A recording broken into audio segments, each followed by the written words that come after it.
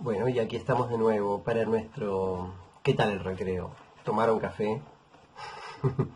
Bueno, eh, me gustaría comenzar haciendo una especie de semblanza, de descripción sobre la tarea del profesor.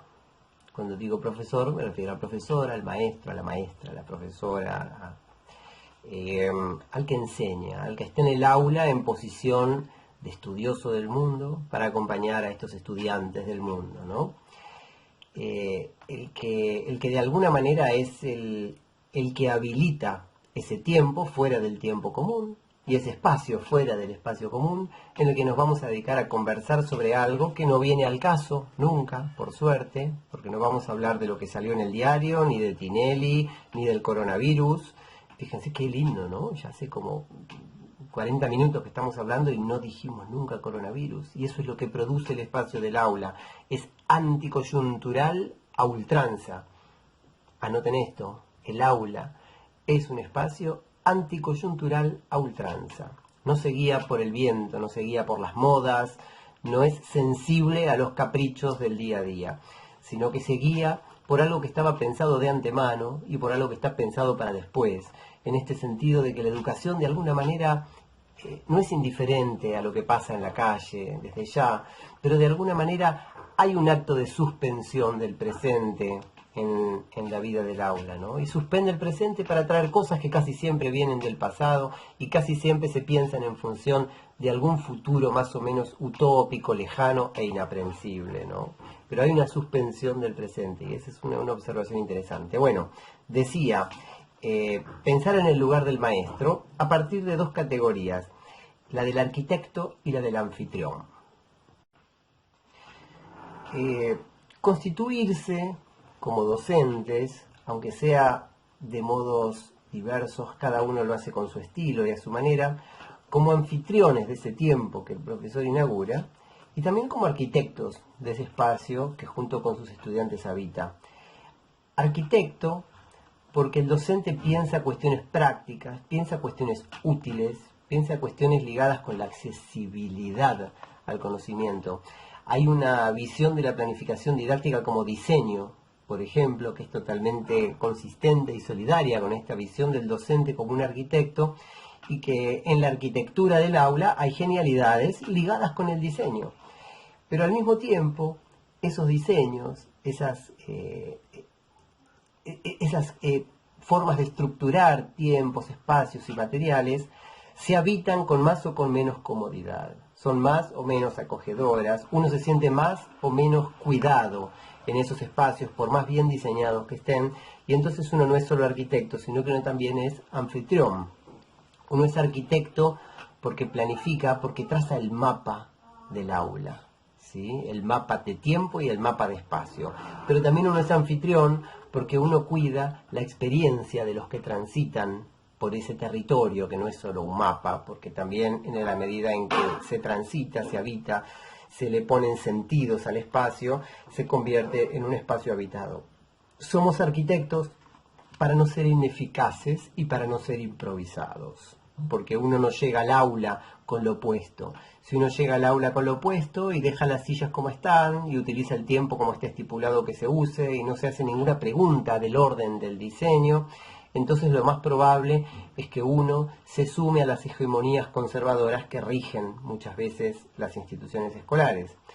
Pero uno es anfitrión para no ser indiferente, para no ser insensible, para acusar recibo de la presencia del otro en el aula.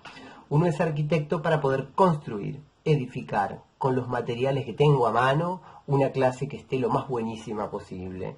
Uno es anfitrión para deconstruir juntos eso que hay ahí, para darle otros sentidos, para darle una vuelta de tuerca a lo que habíamos construido, para sospechar un poco también juntos y permanentemente, porque hay algo de complicidad y de cofradía en la relación anfitrión-huésped, ¿sí? Cuando yo puedo acoger a alguien, ser hospitalario y hacerle un lugar en mi casa, el resto del mundo se convierte en tema de conversación y vos y yo estamos unidos en esa cofradía de la conversación, y eso tiene que ver con ser anfitrión también.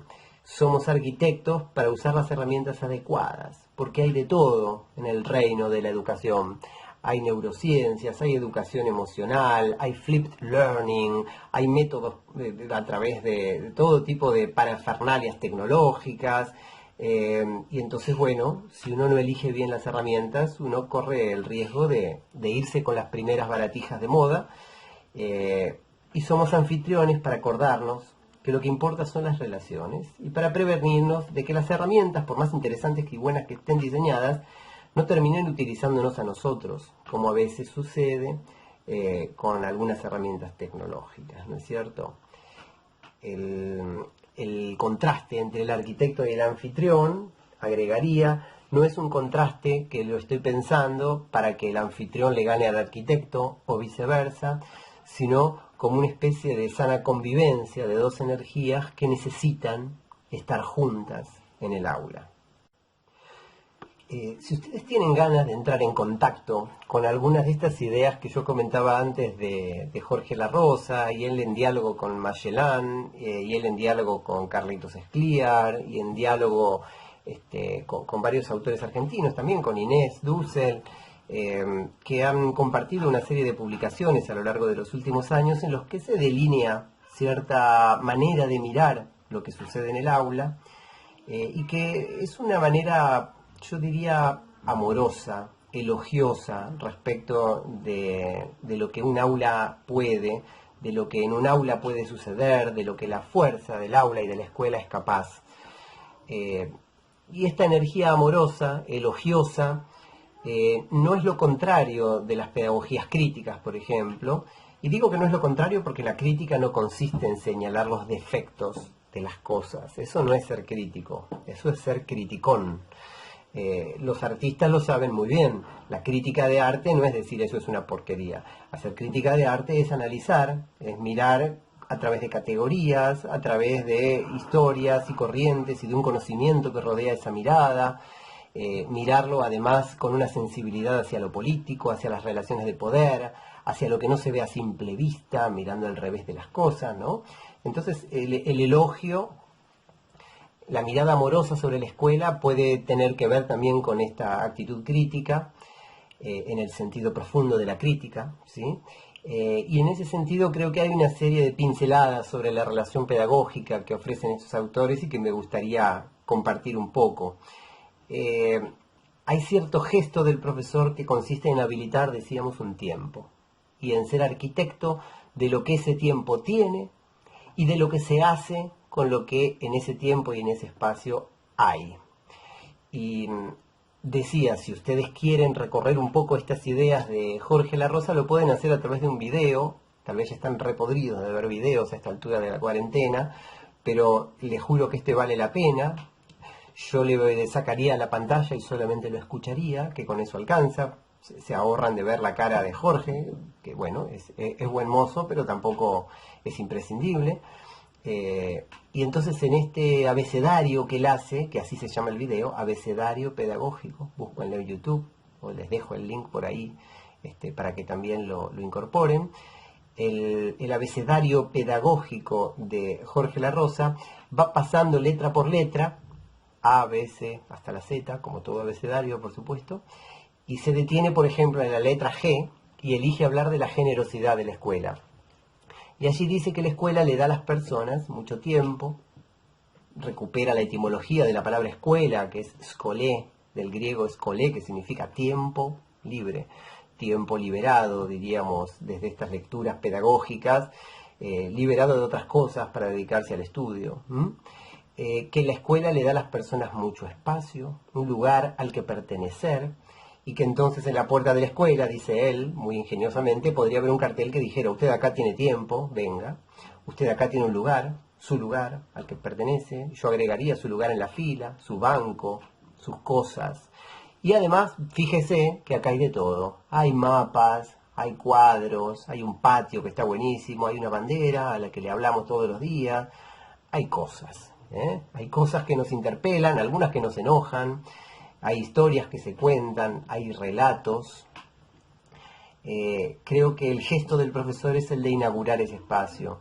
Y después él nos propone ahí dos palabritas que me parece que son palabras que pueden llevarse un poco a la didáctica. Él habla de la dietética y de la gimnástica.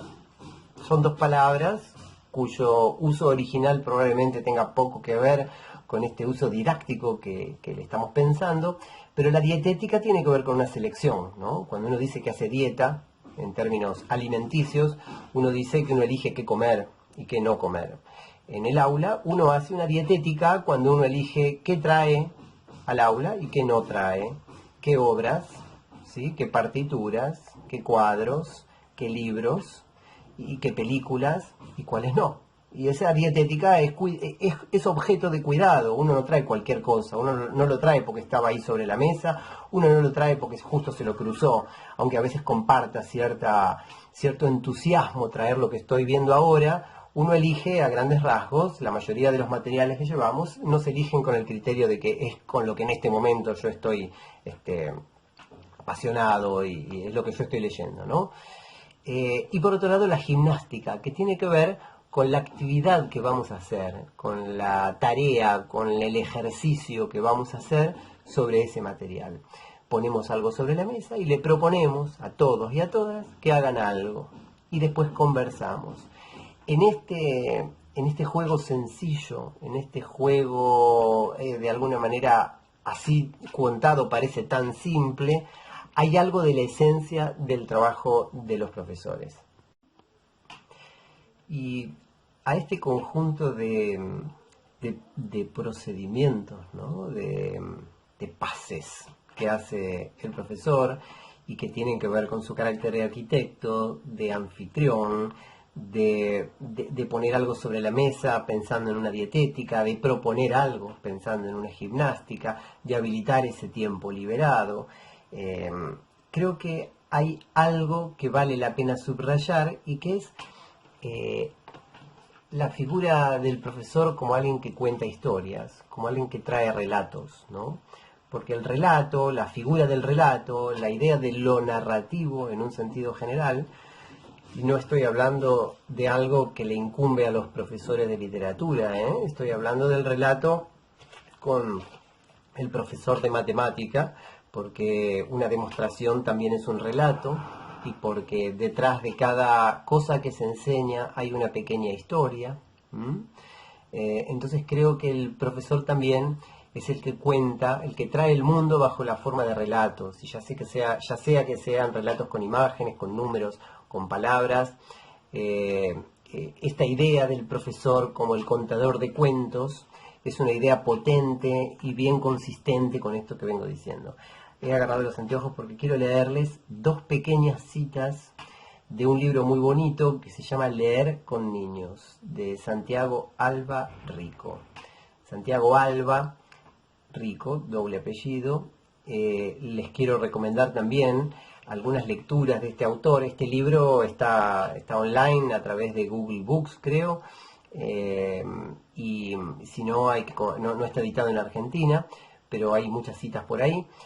Pero tiene muchas cosas escritas Alba Rico, sobre todo en una revista que se llama Rebelión. Ahí encuentran, por ejemplo, un elogio del aburrimiento que no tiene desperdicio, ¿no? Un texto que frente a tanta queja de los alumnos desmotivados, tanto mandato de divertirlos y entretenerlos, él reacciona haciendo un elogio del aburrimiento y comienza diciendo: hay dos maneras de lograr que la gente no piense. Una es haciéndolos trabajar sin descanso bajo el yugo de la explotación. La otra es manteniéndolos entretenidos todo el tiempo. Ahí no piensan. Y sigue, ¿no? Sigue sin desperdicio ese texto. Y si quieren leer otra cosa que es para estremecerse de lo bien escrito que está y de lo interesante que es lo que dice, lean Turismo, la mirada caníbal. Turismo, la mirada caníbal, de Santiago Alba Rico. Bueno, les dejo esas lecturas, pero para terminar de convencerlos y engarzando con lo que venía diciendo, leo dos citas cortitas de Leer con niños que tienen que ver con esta figura del profesor como el que trae relatos, ¿no? Y la primera dice: cada vez que leemos a Leopardi, o a Carson McCullers, o a Stevenson, o a Kipling, a cualquier autor diríamos, a Borges, a Cortázar, nos embarga la certidumbre maravillosa de haber llegado a alguna parte, aunque no sepamos a dónde. y de haber resuelto alguna adivinanza, aunque no sepamos cuál.